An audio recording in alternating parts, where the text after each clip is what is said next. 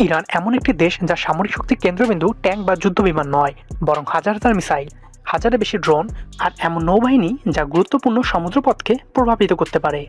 অনেক সামরিক বিশ্লেষক মনে করেন মিসাইল শক্তির দিক থেকে ইরান মধ্যপ্রাচ্যের সবচেয়ে বড় শক্তিগুলোর একটি। কিন্তু প্রশ্ন হলো ইরানের আসল অস্ত্রশক্তি কতটা। আজ আমরা সহজভাবে দেখব ইরানের মিসাইল, ড্রোন, বিমান এবং নৌশক্তি।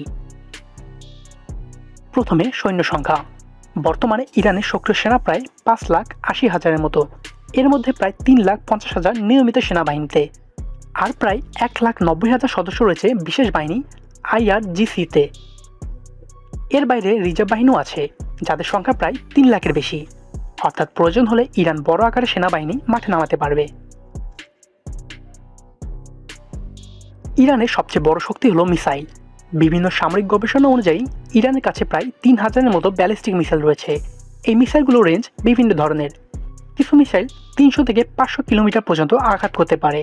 কিছু মিসাইল 1000 থেকে 2000 কিলোমিটার দূরের লক্ষ্যবস্তুতে আঘাত হানতে পারে। ইরানের গুরুত্বপূর্ণ মিসাইলগুলোর মধ্যে রয়েছে শাহাব এবং ফাতে।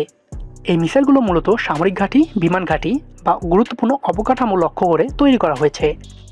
ইরানের আরেকটি কৌশল হলো অনেক মিসাইল মোবাইল লঞ্চার থেকে ছোড়া যায়, অর্থাৎ এগুলো ট্রাকের উপর বসানো থাকে, ফলে শত্রুর জন্য এগুলো খুঁজে ধ্বংস করা কঠিন হয়ে যায়।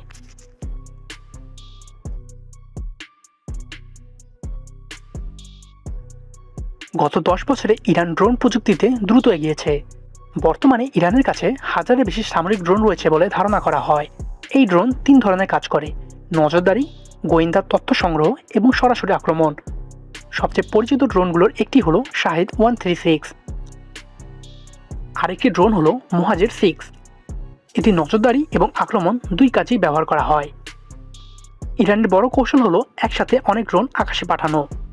যখন একসাথে অনেক ড্রোন যায় তখন শত্রুর প্রতিরক্ষা ব্যবস্থা সবগুলো থামাতে হিমশিম খায়। ইরানের বিমান বাহিনী তুলনামূলক দুর্বল বলে ধরা হয়। বর্তমানে তাদের কাছে প্রায় 300-এর মতো যুদ্ধ বিমান রয়েছে। এর মধ্যে আছে F-14 টমক্যাট, MiG-29, Su-24। তবে এসব বিমানের অনেকগুলোই পুরনো, কারণ দীর্ঘদিন ধরে নিষেধাজ্ঞার কারণে ইরান নতুন পশ্চিমা যুদ্ধ বিমান কিনতে পারেনি। এই কারণে ইরান বেশি গুরুত্ব দিয়েছে মিসাইল এবং ড্রোন প্রযুক্তিতে। ইরানের নৌবাহিনী মূলত কাজ করে পারস্য উপসাগর অঞ্চলে। এই অঞ্চলে রয়েছে গুরুত্বপূর্ণ একটি সমুদ্রপথ, স্ট্রেইট অফ হরমুজ। বিশ্বের প্রায় 20% তেল এই পথ দিয়ে যায়।